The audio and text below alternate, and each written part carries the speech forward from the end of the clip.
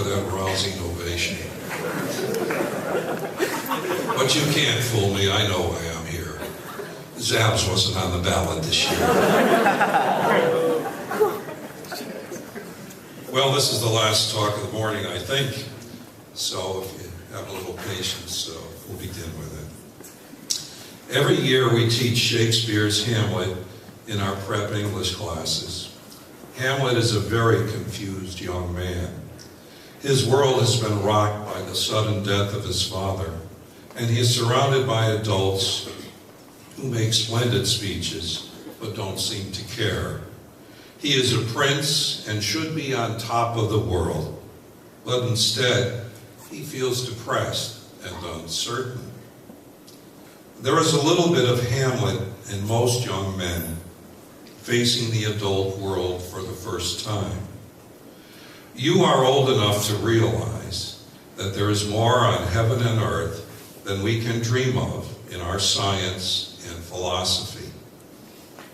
It is impossible to sort out all your questions at the age of 17. We look to the past for guidance and wisdom, but we have to find our own way. You are setting out on a journey that will be decades in the making. Your time has come upon you. The world is yours now in a special way.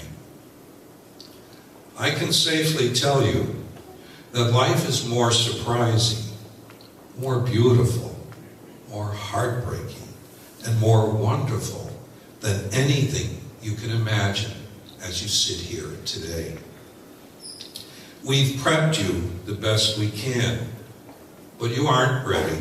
Nobody ever is, for the sheer immensity, absurdity, humor, surprise, agony, glory, and gift of life. Do you remember Polonius, Ophelia's father, who gives one of the great speeches in the tragedy? He delivers his advice to his son Laertes as the young man is going off to college in France.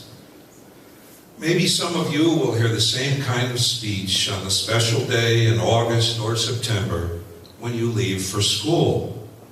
Polonius's words are often used during graduation time because they are wise and beautiful and perfect for a speech.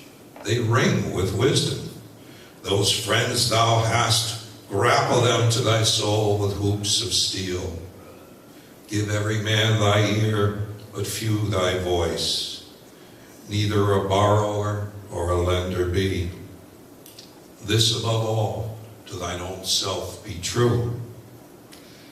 The problem is that he either doesn't mean these words, or he can't live up to them. They are high-sounding thoughts on his lips, but worthless in his heart.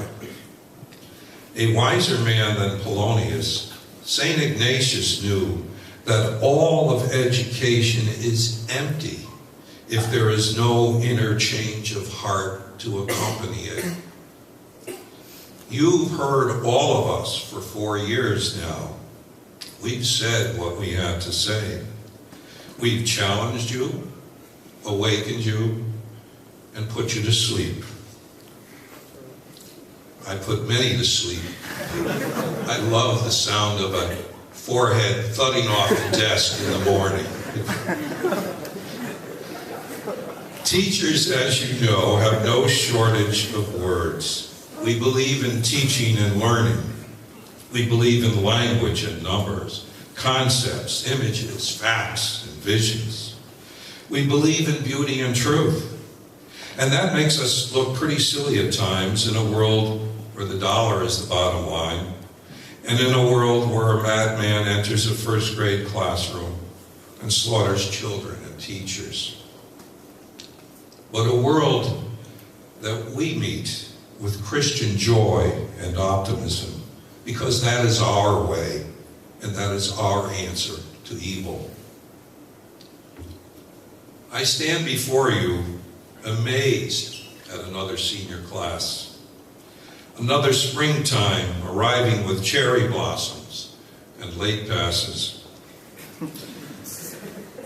Another year of beauty in the countryside and cash in the country cow. Another year with a great group of young men who brighten my days with laughter and friendship and learning. Another year on this remarkable faculty in this inspired school.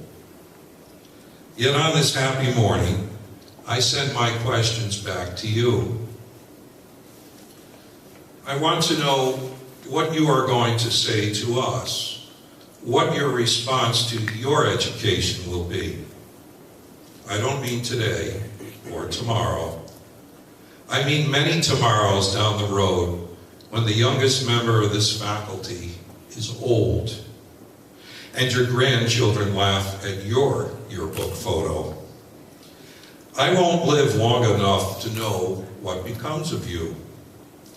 I won't know if your lives have been great lives of great opportunity or wasted lives of great privilege. I won't know if you found your better humanity in love and compassion or gave way to selfishness and indifference. These aren't academic questions. You won't be graded on them. They are, in fact, the most personal of all questions that you will have to answer. Has my life been worthwhile? What good have I done? We need to know what you will do, but we can't know. What of your faith? Will it matter at all to you, or will it be a formal exercise in a life of unexamined truths? Will you seek the living God, or fall into conformity with religious platitudes and prejudices? Will you follow the ethical truths of Jesus and the best precepts of many faiths and creeds?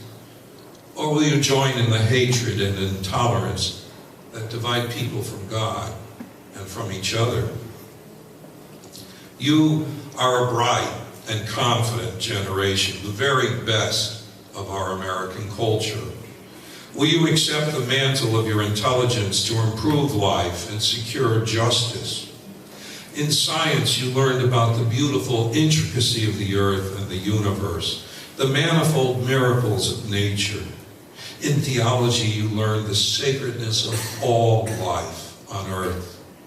Will it mean anything to you that nature is God's first dwelling and the signature of his love for us?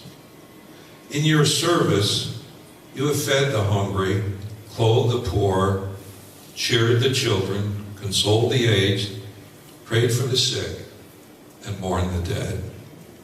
Has it reached into your soul that the planet is filled with your brothers and sisters and that you live within the global human family?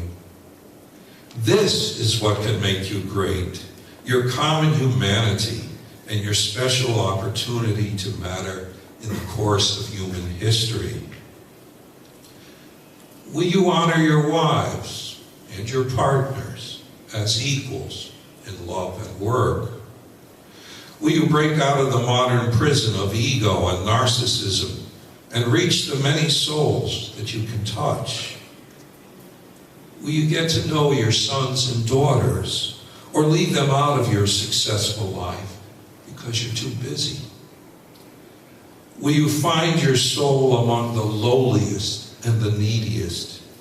If so, you will be the most blessed and the luckiest of us gathered here. Will you pick up your head and laugh for joy because you have the good fortune of being alive, being American, and being from Fairfield Prep? Will you avoid the multiple drug and alcohol addictions that plague our great nation and lead to brokenness and despair in families, friendships, marriages? Will you be a good friend, a good teammate, a good brother, a good son? Will you remember where you came from and play a part in your past as well as your future? I can't answer these questions, but you will. You will answer them not with empty words like Polonius, but with the quality of your soul and the dignity of your person and the strength of your character. One more to go, fellas. Can you make it? I'll venture one prediction here. You won't live up to these expectations. Don't worry, none of us ever do. I stand before you as living proof of that. We are human and fallible, and God surely has a sense of humor. Leave sainthood for the saints and try to enjoy the passing show. Don't expect to be perfect, and don't expect smooth sailing. Don't wish to be a hero. Just do your best. That's what my father said to me over 4 decades ago when he dropped me off at school in the old Chevy wagon, wished me well, and told me not to come home until Thanksgiving. Or not to come home at all. I'm not sure what he said that day. It was the 60s. You can ask Zabs to fill in the rest.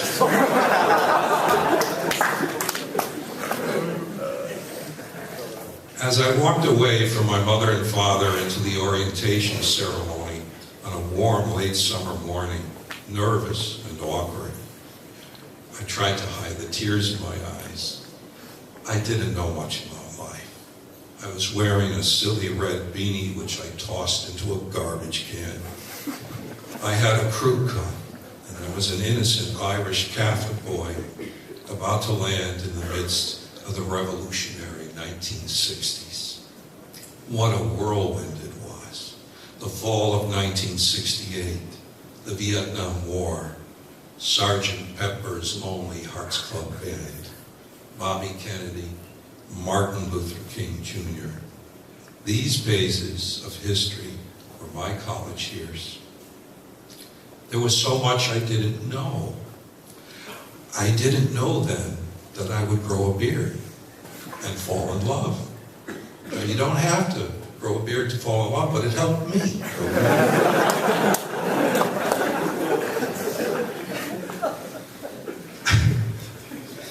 I didn't know then that I would eventually get married and become a father, and now a grandfather. I love being a grandfather. You think all the great pleasures of life are on the beginning part, but you're wrong. When do you have a granddaughter? You never have such joy in your life.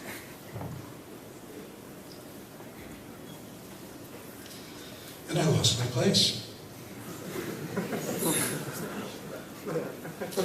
I didn't know then that I would become a high school English teacher for 42 years.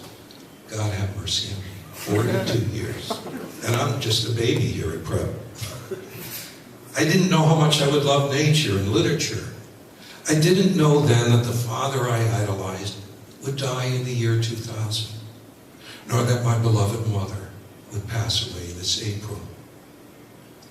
Most of all, I didn't know how important my faith would be to sustain me through heartache and through my own failing and through those troubles the world cast upon me, as the world will surely cast troubles upon you.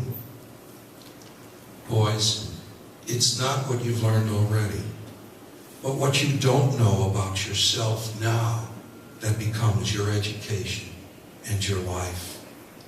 Hamlet, burdened beyond what he can bear, calls Denmark a prison.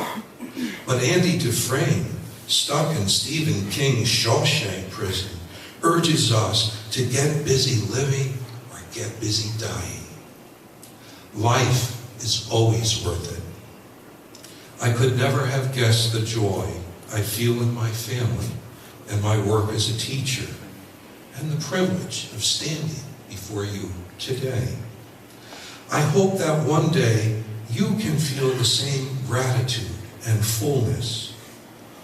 Walk upon this earth lightly, this dream of a blue planet, this green garden of Eden, and this veil of tears.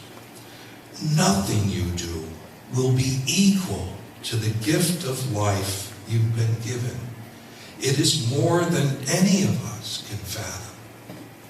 But carry the awareness of mystery and awe at your very breathing and the marvelous body and brain you have been endowed with, and a heart that ultimately leads you to divine wisdom. Enjoy your parties and good times. You earned them the old-fashioned way, and we admire you for that. There is a purpose. There is a time for every purpose under heaven.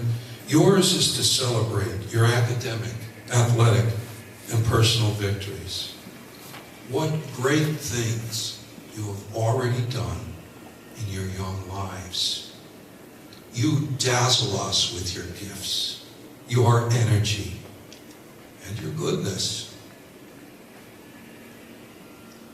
But remember, the party does end, and you are finally left alone with all you know, all you are, and all you believe. It will take courage to live a good life, and it won't be easy. Please, take us with you on your long journey. Take the best part of our souls. Remember our words, but even more importantly, remember that we were here for you before the words, bound by faith and bearing witness to the light of the world. We were here because we are Prep, the Jesuit high school. From this day, you are a part of us forever as we say goodbye and rest our labors and our bright hopes in the class of 2013.